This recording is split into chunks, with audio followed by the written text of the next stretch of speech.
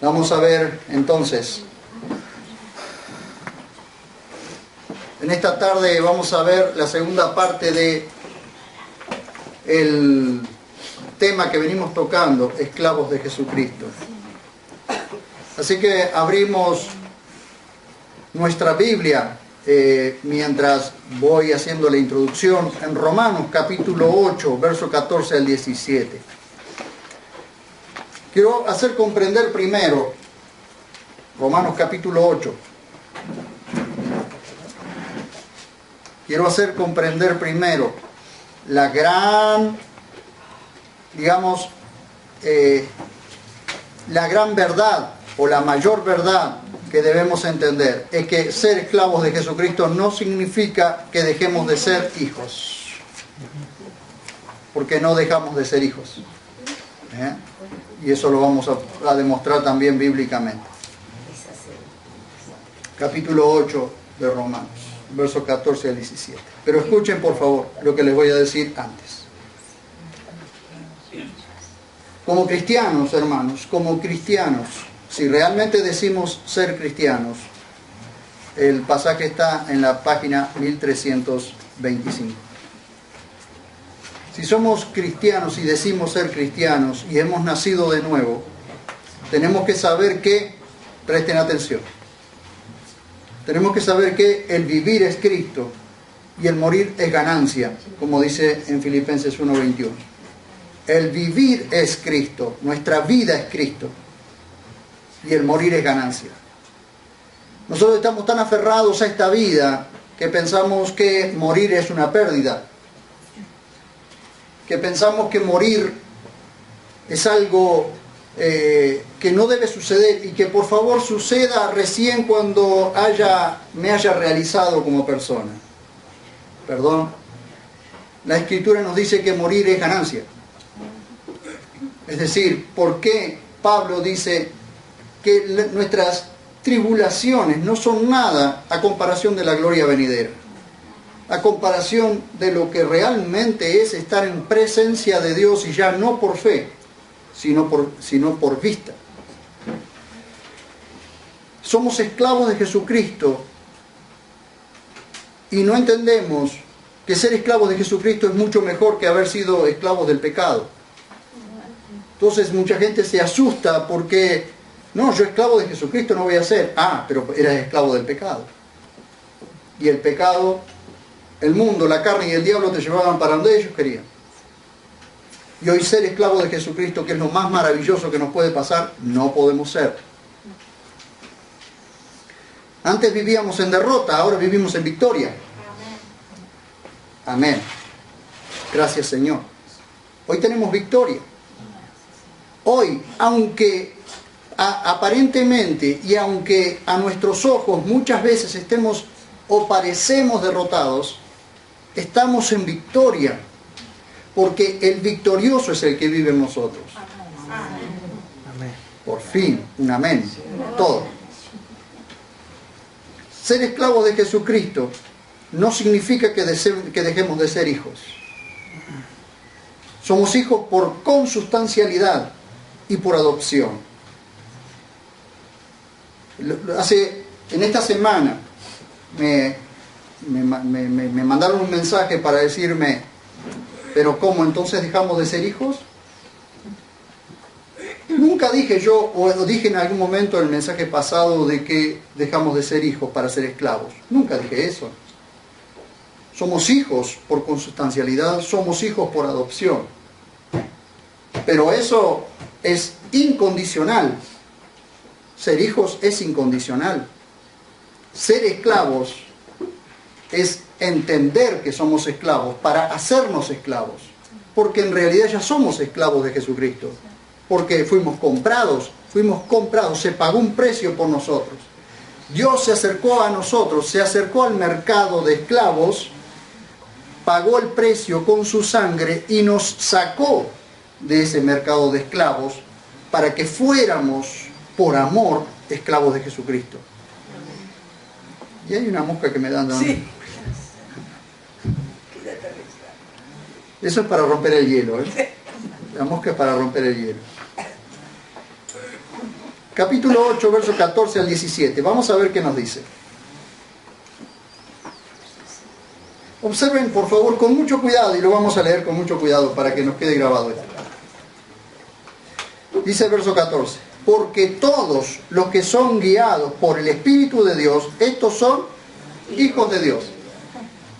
Porque no recibisteis un espíritu de esclavitud para estar otra vez en temor, sino que recibisteis el espíritu de adopción por el cual clamamos Abba, Padre. Que Abba es una palabra aramea que tiene que ver con una palabra doméstica, una palabra de la casa, una palabra que un niño le decía a su papá, papito o papaíto, o como decimos papito lindo, o cuando queremos sacarle algo a papá, hermoso papá, papito. El Espíritu mismo da testimonio con nuestro espíritu que somos hijos de Dios. Y si hijos, también herederos, por una parte, herederos de Dios, por la otra, coherederos con Cristo, ya que juntamente padecemos para que juntamente seamos glorificados. ¿Dejamos de ser hijos por ser esclavos? No, no dejamos de ser hijos. Bien, vamos a Juan capítulo 1, verso 12 al 13.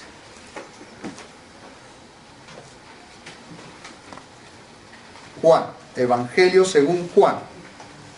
Recuerden que el orden ahora está en el lugar de Mateo. 1, 12 y 13. Vean ustedes qué hermoso que es esto. Dice, es el libro 23. El Evangelio según Juan. Dice, 1:12. Pero a todos los que lo recibieron, yo hago una pregunta, ¿todos los que estamos aquí recibimos a Cristo como nuestro Salvador personal? Amén. ¿Sí? Entonces debemos comportarnos como cristianos. Pero a todos los que lo recibieron, a los que creen en su nombre, pregunto, ¿todos han creído en el nombre de Jesús como su Salvador? Amén. Les dio potestad, autoridad, derecho de llegar a ser hijos de Dios, los cuales no fueron engendrados de sangre, ni de voluntad de carne, ni de voluntad de varón, sino engendrados de Dios. Somos hijos de Dios por engendramiento. ¿Ven? Segunda carta de Pedro 1:4.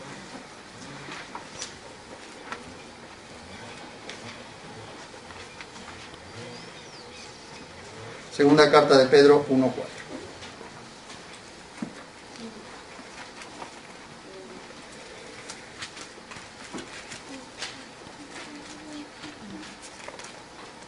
Dice,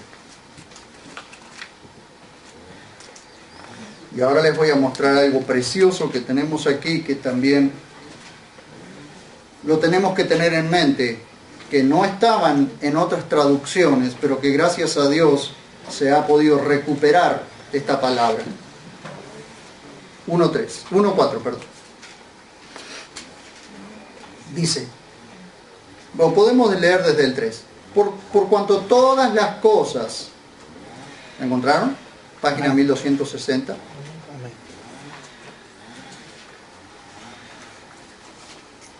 Por cuanto todas las cosas que pertenecen a la vida y a la piedad nos han sido concedidas por su divino poder, mediante el conocimiento pleno del que nos llamó por sus gloriosas proezas, por medio de las cuales nos ha dado preciosas y grandísimas promesas,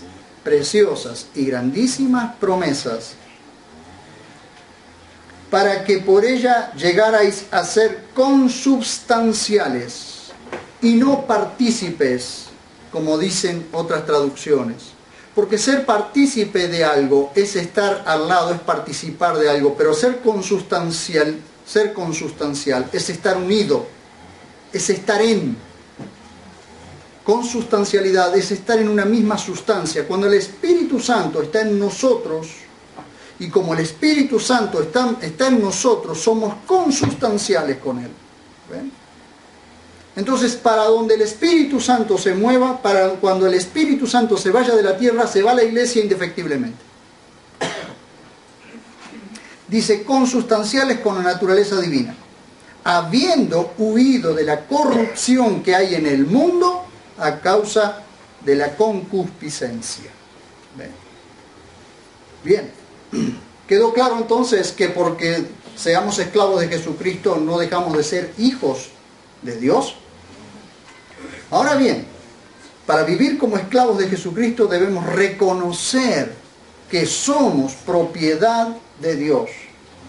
Mientras no haya un reconocimiento, si yo abro la boca en cualquier momento esta mosca, me la mandó el diablo. Por algo le dicen el señor de las moscas, Belcebú. Que somos propiedad, debemos reconocer que somos propiedad de Dios. Miren lo que dice la primera carta a los Tesalonicenses 1:9. Y observen ustedes, queridos hermanos, si no estábamos en esa situación. Primera a Tesalonicenses, primera carta de Pablo a los Tesalonicenses 1:9.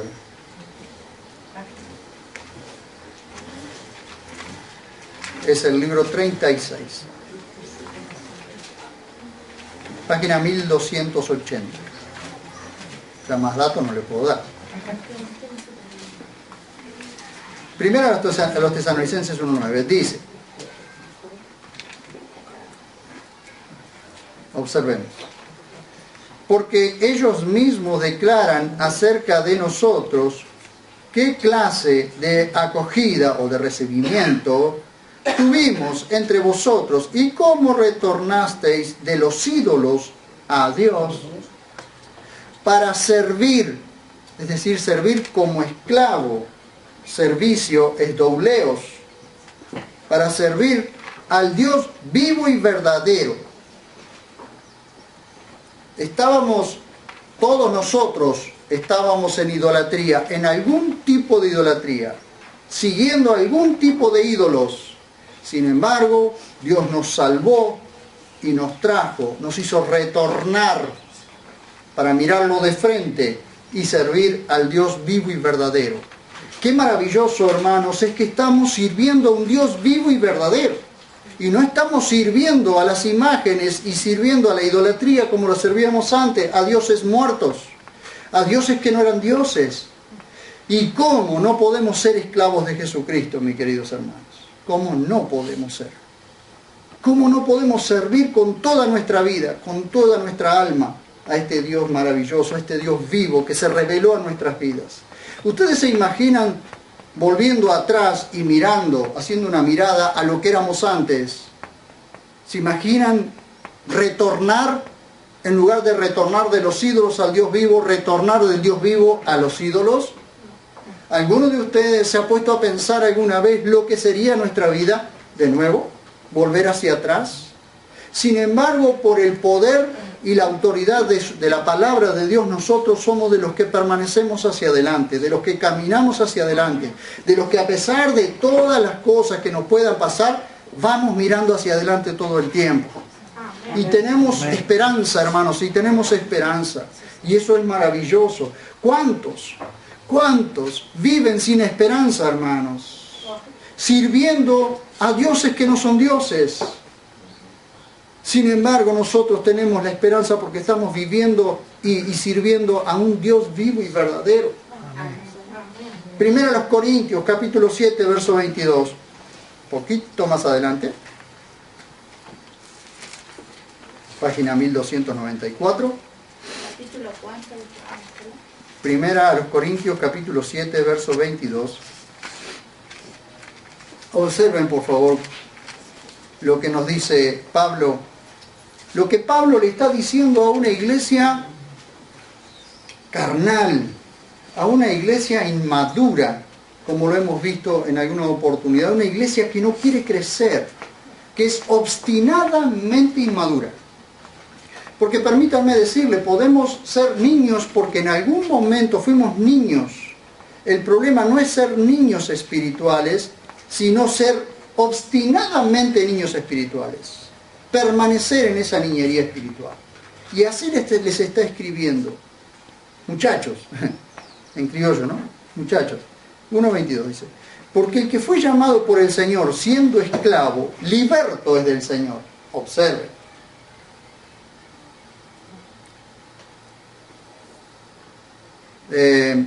Asimismo, el que fue llamado siendo libre, esclavo es de Cristo. El que fue llamado siendo libre está hablando de los que eran esclavos y de los que eran libres, de los hombres. El que era esclavo de los hombres, Cristo lo libertaba. Así que no había problema.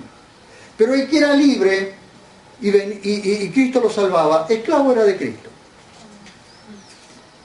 Porque era libre de los hombres, pero no era libre de su pecado.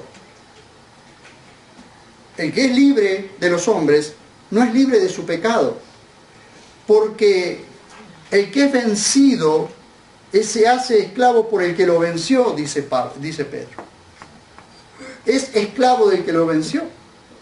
Y si el pecado nos ha vencido, somos esclavos del pecado. Si el mundo nos vence, somos esclavos del mundo. Si el diablo nos vence, somos esclavos del diablo. Por eso lo mejor es que nos venza Jesús. Amén. Que en nuestras pulseadas con Dios nos venza a Él. Miren qué maravillosa decisión tenemos para tomar esta noche. Debemos comprender que no podemos servir a dos señores a la vez. Compréndanlo, por favor. La mayoría de los cristianos viven al revés de lo que es vivir y disfrutar de la vida cristiana. Cuando queremos vivir en dos puntas o queremos vivir con un pie afuera y otro adentro, al final estamos siendo esclavos de algo. Observemos por favor con cuidado esto. Porque si queremos vivir con un pie afuera del cristianismo y un pie adentro del cristianismo, estamos siendo vencidos o tironeados por el mundo y estamos siendo esclavos del mundo, esclavos del pecado, esclavos del engaño. Por eso es una decisión que tomar. Fíjense ustedes que nosotros no podemos decidir salvarnos, porque Dios es el que nos salva. Por gracia, su gracia nos salvó. Pero sí podemos decidir servir o no servir al Señor. Nosotros podemos aceptar a Cristo como nuestro Salvador, porque lo que hicimos fue aceptar a Cristo como nuestro Salvador, recibirlo como nuestro Salvador. Pero luego es nuestra responsabilidad. ¿Le servimos o no le servimos? Es nuestra responsabilidad. Por eso es que nos dejó su palabra, para que nosotros pudiéramos tomar decisiones. Veamos qué dijo Jesús en Mateo 6:24. No lo busquen porque yo se lo voy a decir. Ninguno puede servir a dos señores. Yo pregunto, ¿hay alguien que puede servir a dos señores a la vez? No. Porque aborrecerá al uno y amará al otro. O se apegará al uno y menospreciará al otro. Y en ese contexto, aprovechando ese contexto, Jesús le dice, no podéis servir a Dios y a Mamón, es decir, a las riquezas, o al dinero, al Dios del dinero. Mamón es la personificación del que está detrás del poder del dinero. Porque riquezas injustas es mamona, pero Jesús llama mamón al poder que está detrás del dinero. ¿El dinero habla? Sí, habla. Fíjense cuántas cosas dice. Pero ¿quién es el que habla? El poder que está detrás del dinero. Entonces Jesús, aprovechando esta enseñanza que les está dando, que no se pueden servir a dos señores a la vez, no se pueden servir a dos personas a la vez, les dice, no podéis servir a Dios y a Mamón. Eso lo dice también en Lucas 16:13. Ahora, hermanos, una cosa que tiene que cambiar en nuestras vidas, debe cambiar nuestra forma de orar. Debe cambiar radicalmente nuestra forma de orar. Si hemos orado de una forma en este tiempo, vamos a tener que ver bien, siendo esclavos de Jesucristo, cómo oramos. Porque ya Pasamos más tiempo pidiendo a Dios que preguntando cómo administramos fielmente sus posesiones. Yo me pregunto en esta noche, ¿cuántos de los que estamos aquí en algún momento hemos orado, Señor, ¿qué quieres que haga? ¿Cómo lo hago? ¿Hacia dónde voy? Miremos lo que nos dice Pablo en la carta a los Colosenses, capítulo 3, verso 1 y 2. Colosenses.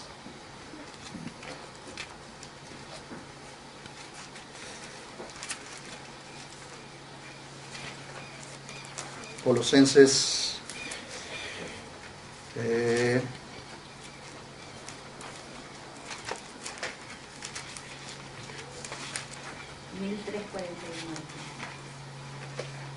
Muy bien, muchas gracias.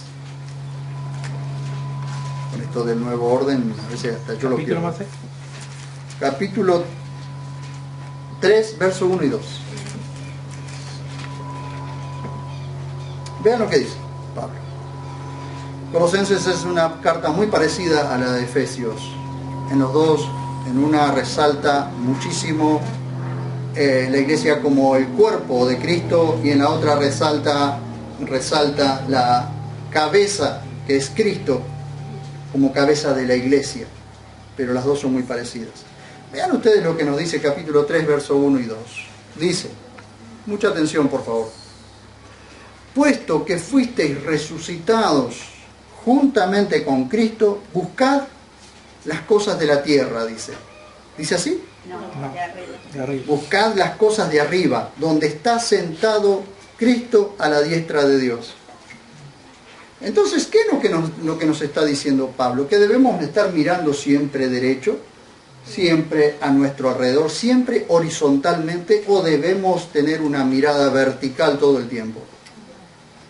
Arriba. Arriba. Miremos arriba todo el tiempo, porque allá vamos.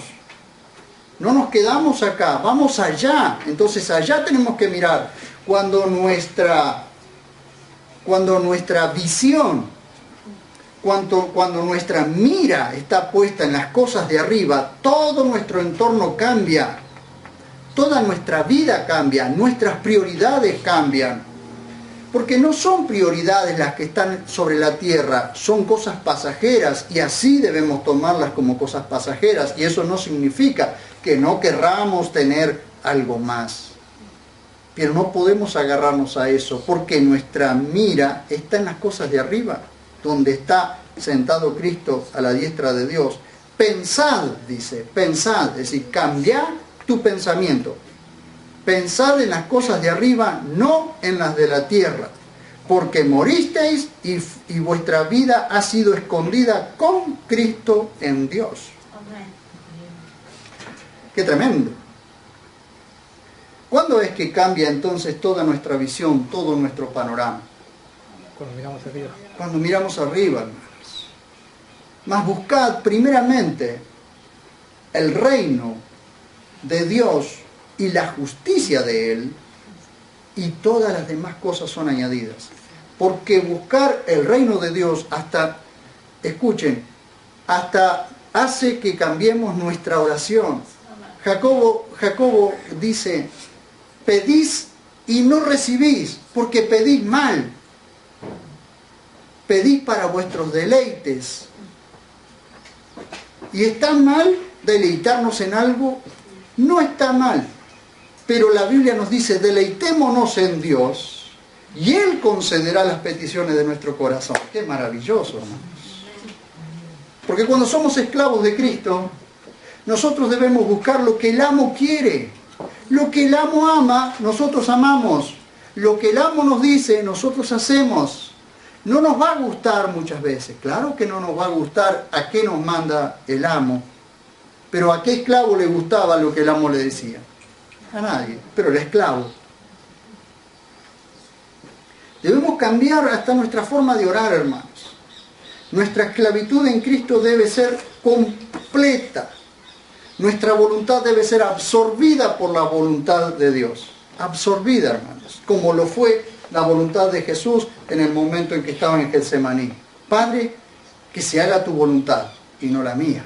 ¿Había dos voluntades allí? Sí, había dos voluntades, pero la voluntad del Hijo se sometió, fue absorbida por la voluntad del Padre. ¡Qué maravilla! La mayoría de las veces nuestra voluntad se somete a la de Dios siempre y cuando nos agrade. Pero cuando la voluntad de Dios implica negarnos a nosotros mismos, entonces no estamos dispuestos a ser esclavos. Jesús dijo, si alguien quiere venir en pos de mí, niéguese a sí mismo. Si alguien quiere ser mi esclavo, niéguese a sí mismo. Todo lo que a vos se te ocurra no sirve para nada si querés ser esclavo de Cristo. No podemos elegir cuándo ser socios y cuándo ser esclavos. No podemos. Si nos ven o no. Si notan lo que hacemos o no. Si me resulta cómodo o no. Si me pagan o no. Hay momentos en que queremos ser socios de Cristo. Hay momentos en que queremos ser esclavos. Ahora, no nos llamó Dios a ser socios, nos llamó a ser esclavos. ¿Cómo piensa un esclavo de Cristo? ¿Cómo piensa un esclavo de Cristo? A ver, si alguno se hizo esta pregunta, es esclavo de Cristo. Si nunca se hizo estas preguntas, no ha sido todavía esclavo de Cristo. Señor, ¿qué quieres que haga? ¿Cómo hago esto? ¿Dónde voy? ¿Cuándo? ¿Cómo? ¿Dónde? ¿A quién? Señor, dirige mis pasos. Señor, dirige mis pasos. Si se hicieron todas esas preguntas cada vez que hay que tomar una decisión, entonces son esclavos de Cristo. La voluntad de Dios, lejos de ser una carga, la voluntad de Dios es buena, agradable y perfecta. ¿Qué dice Romanos capítulo 12, 1 y 2?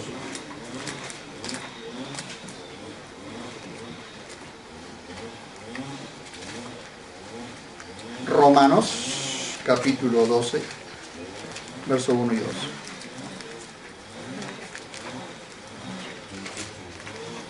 Qué maravilloso. Prestemos atención a esto porque es una respuesta maravillosa a lo que Dios le dijo, a lo que Jesús le dijo a la samaritana. Romanos 12, 1 y 2. Dice, ¿lo tienen todos? Amén. Así que os exhorto, hermanos, por las misericordias de Dios, a presentar vuestros cuerpos como un sacrificio que está viviendo santa y agradablemente ante Dios. A ver, ¿cuántos de los que estamos aquí nos presentamos delante de Dios que estamos viviendo santa y agradablemente delante de Dios? Esta es vuestra adoración verdadera. Miren ustedes, esta es vuestra adoración verdadera. ¿Saben qué fue lo que le dijo Jesús a la samaritana? Jesús le dijo a la samaritana le dice, mis padres adoran en este monte, es decir, en el monte Gerizim, en Samaria. Y ustedes los judíos dicen que en Jerusalén hay que adorar. En realidad, ¿dónde hay que adorar entonces? Y Jesús, ¿qué les dijo? Mira, llega un tiempo, imagínense que faltaban cerca de 3 años todavía para que viniera este día de Pentecostés y la iglesia emergiera. Entonces le dice, vendrá un tiempo, mujer, en que Dios está buscando verdaderos adoradores que le adoren en espíritu y verdad. Tales adoradores busca Dios que le adoren. Adoradores que le adoren en espíritu y verdad. Llegará el tiempo en que estos verdaderos adoradores emergerán o aparecerán. 3 años después viene la iglesia. ¿Cuáles son los verdaderos adoradores que le adoran en espíritu y verdad? Así que os exhorto, hermanos, por las misericordias de Dios, a presentar vuestros cuerpos como un sacrificio que está viviendo santa y agradablemente ante Dios. esta es vuestra adoración verdadera. Y no os adaptéis a este mundo, sino sed transfigurados por la renovación de la mente para que discernáis. Fíjense ustedes que hasta que no hay una adoración verdadera, hasta que no estamos presentando nuestros cuerpos como un sacrificio vivo que está viviendo santa y agradablemente, hasta que no sucede eso, no discernimos cuál es la voluntad de Dios. Dice, para que discernáis cuál es la buena, agradable y perfecta voluntad de Dios. ¿Saben por qué andamos al tanteo tantas veces? ¿Por qué tantas veces estamos desorientados? Porque en realidad no nos hemos presentado como sacrificio vivo que está viviendo santa y agradablemente delante de Dios. O como un sacrificio que está viviendo, no como un sacrificio vivo, sino como un sacrificio que está viviendo. A veces me traicionan las viejas traducciones. Dice, como un sacrificio que está viviendo santa y agradablemente delante de Dios. Cuando hacemos eso, que nos presentamos delante de Dios como un sacrificio que está viviendo santa y agradablemente delante de Dios, que es la adoración verdadera, recién ahí nosotros podemos comenzar a discernir cuál es la buena, agradable y perfecta voluntad de Dios. Si no, hasta ese momento pensamos que la voluntad de Dios está en contra de nuestra voluntad. Pensamos que la voluntad de Dios no es así. Pensamos que la voluntad de Dios es mala, que Dios es injusto, que Dios no puede hacer esto. Pero hasta que nosotros no nos presentamos como sus esclavos y le decimos, Señor, ¿qué querés que yo haga? Esas fueron las palabras, las primeras palabras que dijo Pablo allí en el camino a Damasco. Señor, ¿qué quieres que haga? Y desde ese día jamás dejó de ser un esclavo de Jesucristo. Toda una vida siendo un esclavo de Jesucristo. ¿Cuál es la buena, agradable y perfecta voluntad de Dios? La voluntad de Dios es buena, agradable y perfecta para nosotros. Es perfecta, hermanos. No vamos a encontrar imperfección en la voluntad de Dios. No la encontramos. Porque es perfecta como nosotros. Yo pregunto, de todos nosotros, de los que somos padres, ¿queremos algo malo para nuestros hijos? No, señores, ninguno de nosotros, a menos que seamos malos padres. Pero ninguno de nosotros queremos lo malo para nuestros hijos. Cuánto más nuestro Padre Celestial, que viste a las flores del campo, que le da de comer a los pajaritos todos los días, no querrá para nosotros lo mejor. Y quiere lo mejor para nosotros. Solo que a veces no lo discernimos, y no lo discernimos porque no estamos viviendo santa y agradablemente delante de Dios. Miren ustedes. Jesús nos dejó ejemplo. Dice, porque ni el Hijo del Hombre vino para ser servido, sino para servir y dar su vida en rescate por muchos, no por todos, sino por muchos. Y el que quiera ser primero será esclavo de todos. Pero dice, no el que es esclavo de todos, sino que el que quiera ser primero tendrá que ser primero esclavo de todos. Así que cuidado con el que quiere ser primero, porque Jesús ya puso una cláusula, será esclavo de todos. Eso lo pueden encontrar en Mateo 20, 26 al 28 y en Marcos 10. También nuestros hermanos Pablo, y con esto quiero terminar, y vamos a leer estos versículos. ¿Por qué les quiero hacer leer este versículo? Porque tenemos el privilegio, la responsabilidad, la gracia maravillosa de recuperar una palabra que nunca la habíamos leído, sino era solamente en aquellos escritos fidedignos u originales. Así que ahora vamos a leer algunos pasajes. También nuestros hermanos Pablo, Jacobo, Pedro, Judas, Juan, Moisés, Epafras, también se identifican como esclavos de Cristo. Leemos. Jacobo 1:1. Un poquito antes de Romanos.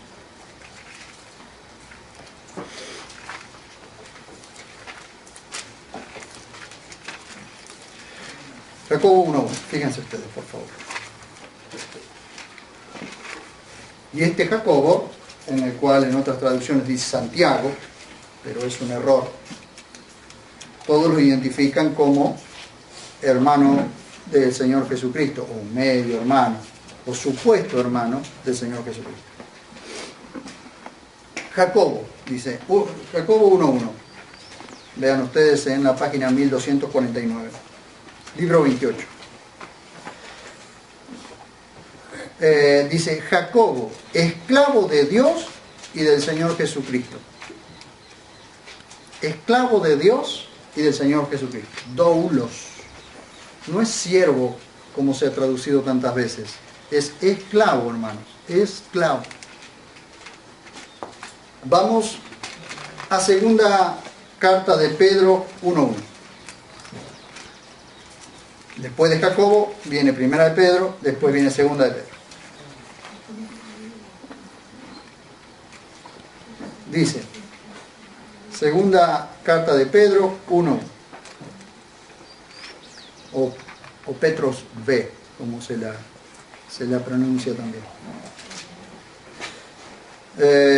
Dice 1.1. ¿Lo tienen? Página 1260. Simeón Pedro, un esclavo y apóstol de Jesucristo, a los que por la justicia de nuestro Dios y Salvador Jesucristo han alcanzado una fe igualmente preciosa que la nuestra. Gracia y paz os sean multiplicadas en el pleno conocimiento de Dios y de Jesús, Señor nuestro. Jacobo, esclavo de Jesucristo, esclavo de Dios. Simeón Pedro es un esclavo y apóstol de Jesucristo. Judas 1.1, poquito más adelante, después de Juan.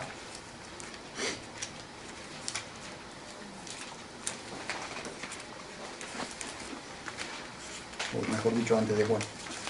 Sí, entre segunda de Pedro y Juan. Página 1264. Dice, Judas 1.1. ¿Encontraron? Amén. Dice, Judas, un esclavo de Jesucristo y hermano de Jacobo, es decir, hermano del que escribió la carta que vimos recién. Estos dos hermanos, fíjense que ellos no, en ningún momento ellos dicen, somos hermanos del Señor Jesucristo. No, observen ustedes. Dice, Judas, un esclavo de Jesucristo y hermano de Jacobo, a los llamados, amados en Dios Padre y guardados para Jesucristo, misericordia y paz y amor os sean multiplicados. Esclavo de Jesucristo. Fíjense ustedes, mis hermanos. Dice, Romanos 1.1. Allí un poquito más adelante vamos a Romanos.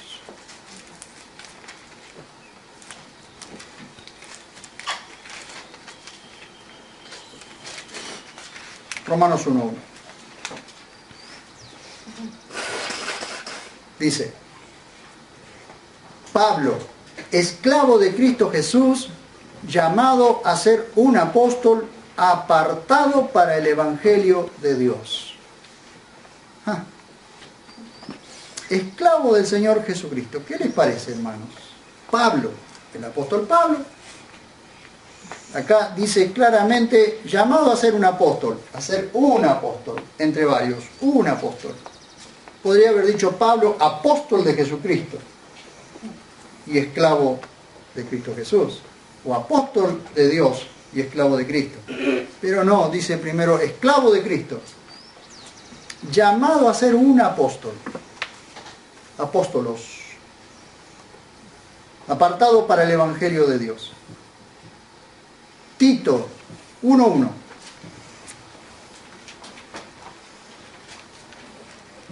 Un poquito más adelante.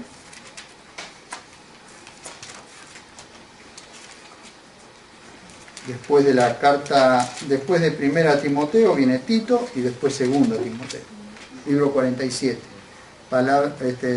Página 1374. Dice Tito 1.1. Pablo, un esclavo de Dios y apóstol de Jesucristo conforme a la fe de los escogidos de Dios y al conocimiento pleno de la verdad, que es según la piedad. Colosenses 4:12. Un poquito para atrás.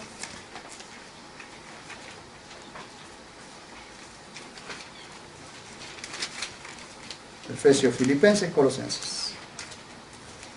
4:12.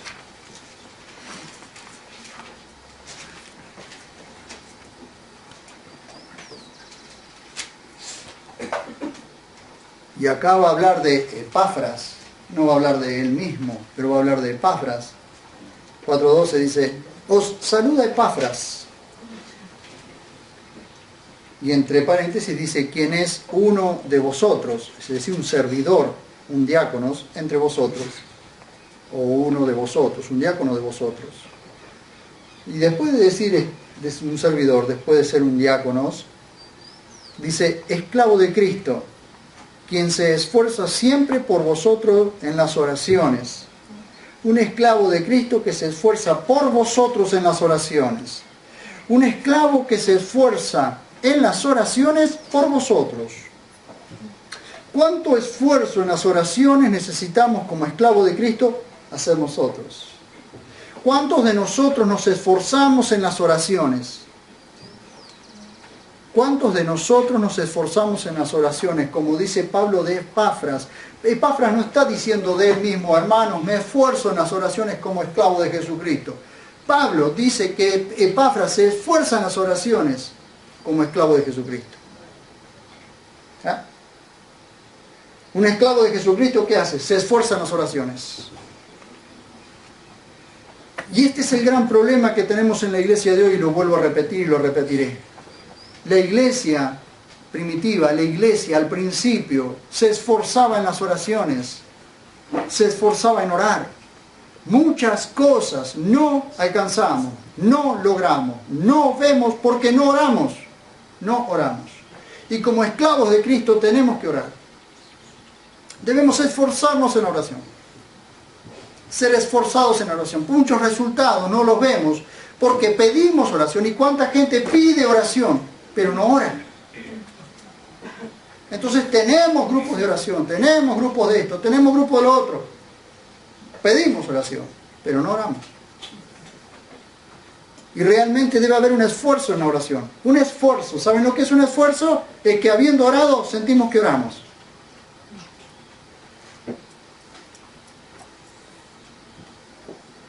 Y no oramos hasta que oramos. Y para terminar, Apocalipsis 1:1. Apocalipsis está es el último libro, así que, vieron, supongo que lo vamos a encontrar.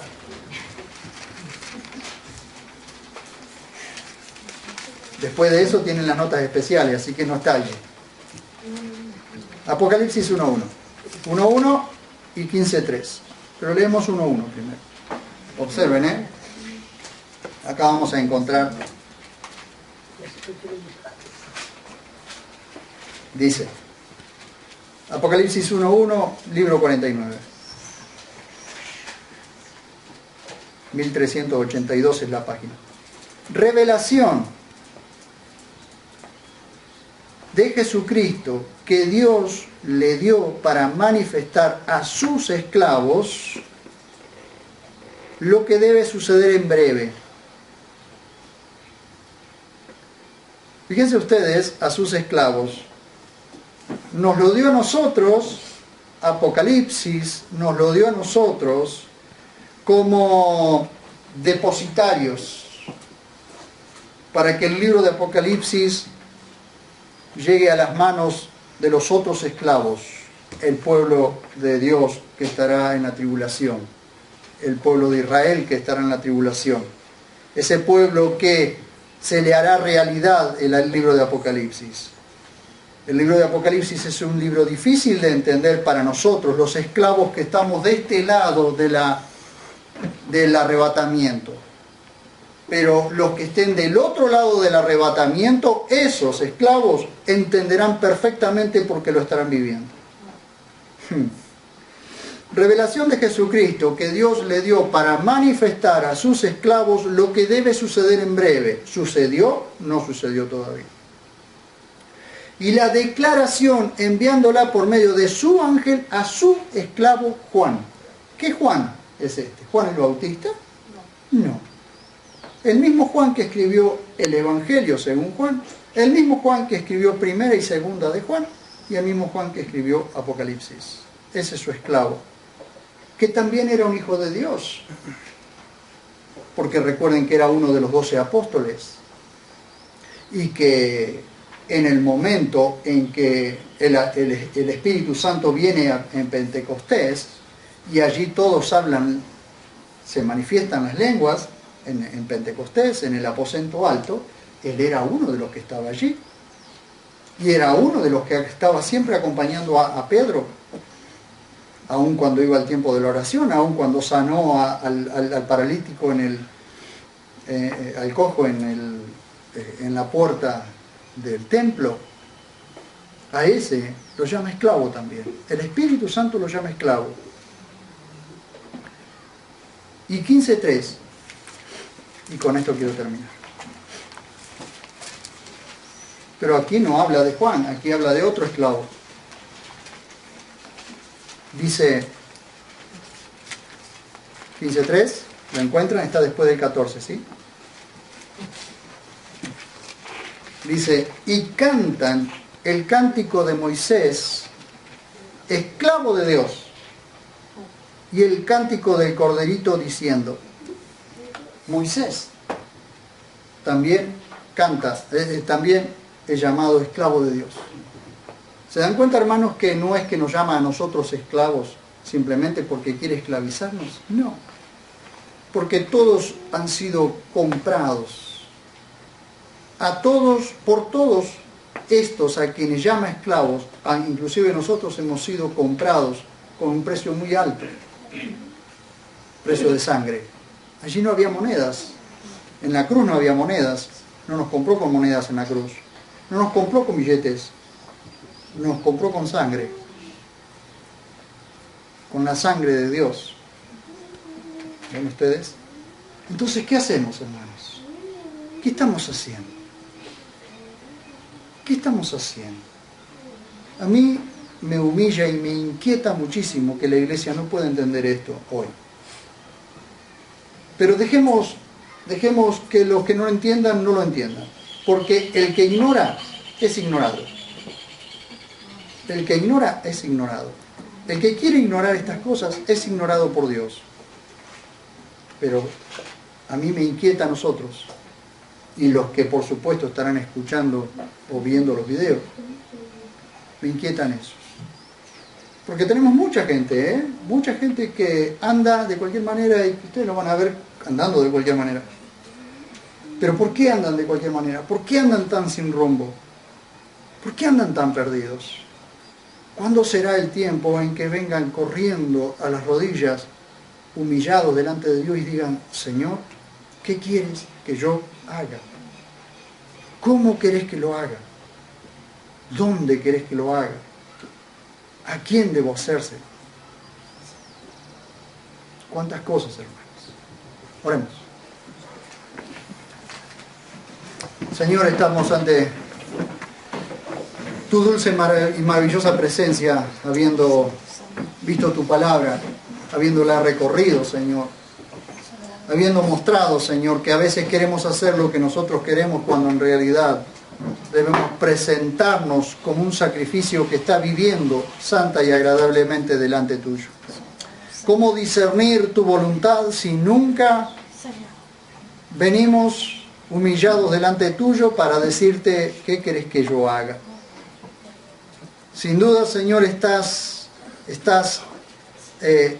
apresurado, estás apresurando los tiempos, estás llamándonos en este tiempo para que nos apresuremos a venir corriendo delante tuyo, porque como un papá estás apresurado para que hagamos tu voluntad, porque tu voluntad es buena, agradable y perfecta, porque tu carga es ligera, porque tu yugo es fácil, porque el yugo de esclavitud del mundo es pesadísimo, mata, pero tu yugo da vida, nos hace vivir, nos hace gozar, nos hace alegrar, aún en los momentos y tiempos tan difíciles que vivimos.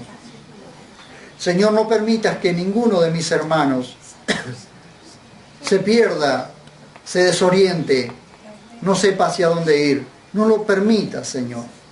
No permitas que mis hermanos pierdan el rumbo, se salgan del carril y terminen, Dios mío, desorientados, así como está el mundo, tan desorientado.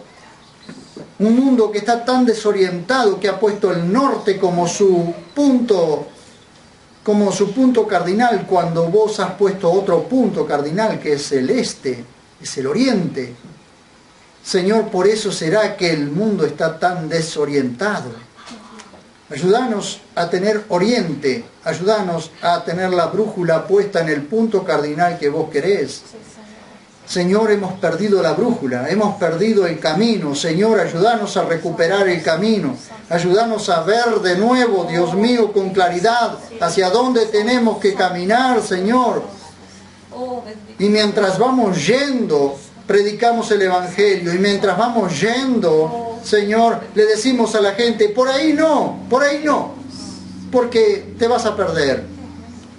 Vení, sigamos a aquel que nos ha dado el oriente, que nos ha dado la brújula correcta, que nos está orientando, que nos quiere llevar por el camino que realmente tenemos que ir. Señor, ayúdanos, para que mientras vamos yendo, podamos decirles a otros que están desorientados, vengan, caminemos juntos hacia donde Dios quiere que caminemos, vayamos hacia donde Dios quiere que vayamos, hagamos lo que Dios quiere que hagamos, porque esa es tu voluntad, Señor.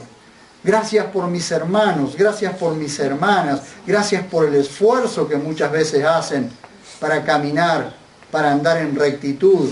Pero yo te ruego que ahora en el poder del Espíritu Santo los levantes, les ayudes a ver lo equivocado, a ver el error, a ver hacia dónde estaban caminando. Ayudá, asistí a este pueblo, Dios mío. Nuestra ciudad está desorientada, nuestra ciudad está siendo llamada su atención porque está caminando de espaldas a vos, está desorientada. Nuestros hermanos están desorientados, Señor. Cuántos cristianos desorientados, cuántos pastores que han perdido el rumbo.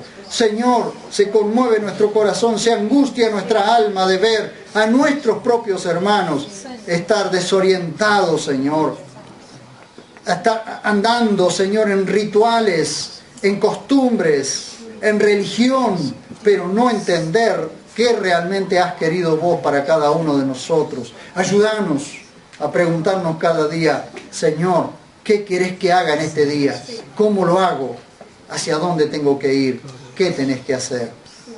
Señor, queremos ser colaboradores tuyos, esclavos tuyos, caminar a tu lado, codo a codo, estar cerca de tu corazón, mantenernos limpios delante tuyo, porque viene el tiempo en que nos tendremos que presentar delante de tu presencia. Ayúdanos, Señor, y asistí a todos aquellos que tengan la oportunidad de escuchar tu palabra, de ver, Dios mío, lo que estamos comunicando. Gracias, maravilloso Papá. Te adoramos, te alabamos y te bendecimos, porque siento realmente, Señor, que estamos encontrando el rumbo, que estamos encontrando el camino, que estamos buscando realmente discerniendo cuál es tu buena, agradable y perfecta voluntad.